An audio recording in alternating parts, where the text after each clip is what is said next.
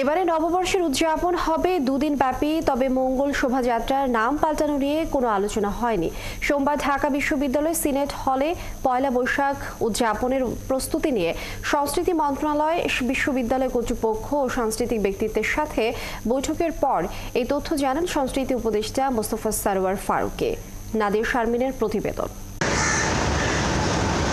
আগামী 14 এপ্রিল পহেলা বৈশাখ, বাঙালির সবচেয়ে বড় ও সার্বজনীন উৎসব বাংলা নববর্ষ উদযাপনে চলছে ব্যাপক প্রস্তুতি। সোমবার সকালে ঢাকা বিশ্ববিদ্যালয়ের সিনেট ভবন মিলনায়তনে একটি সমন্বয় সভা করা হয়। সভা শেষে সাংবাদিকদের প্রশ্নের উত্তরে সংস্কৃতি বিষয়ক উপদেষ্টা বলেন, বিভিন্ন জাতিগোষ্ঠী ও বেসরকারি বিশ্ববিদ্যালয়গুলো অংশ নেবে এবারের আয়োজনে। স্লোগানটা হচ্ছে নববর্ষের ঐক্যতান, ফ্যাসিবাদের অবসান। সো ফ্যাসিবাদ পরবর্তী নববর্ষ উদযাপন হচ্ছে।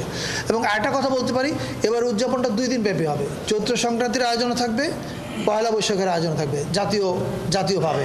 তার মধ্যে এই শোভাযাত্রাও একটা আয়োজন। বিভিন্ন জাতিগোষ্ঠী, তাদের সাংস্কৃতিক টিম এবং প্রাইভেট ইউনিভার্সিটিগুলো তারাও যুক্ত হচ্ছে এটার সঙ্গে।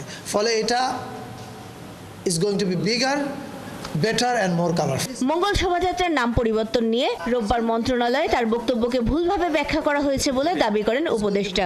সোমবারের বৈঠকে এ বিষয়ে সিদ্ধান্ত হবে বলে জানালেও সিনেট ভবনের বৈঠক শেষে তিনি জানান, মঙ্গল শোভাযাত্রার নাম নিয়ে কোনো আলোচনা হয়নি। আমাদের গতকালকের মিটিংও এই বিষয়ে কোনো আলোচনা হয় নাই।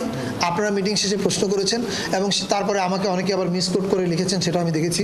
নিজের মতো করে আমার মুখে শব্দ বসিয়েছেন। আজকের মিটিংও আমাদের এই নিয়ে কোনো আলোচনা হয়নি। আমরা এই সিদ্ধান্ত এই বিষয়ে কোনো কিছুই নেওয়া হয়নি। তবে বৈঠকে অংশগ্রহণকারীদের অনেকেই অনানুষ্ঠানিকভাবে নিশ্চিত করেন, বৈঠকে অধিকাংশ আলোচক মঙ্গল শোভাযাত্রার নাম পরিবর্তনের বিপক্ষে শক্ত অবস্থান নিয়েছেন। নাদিয়া শারমিন, ৭১, ঢাকা।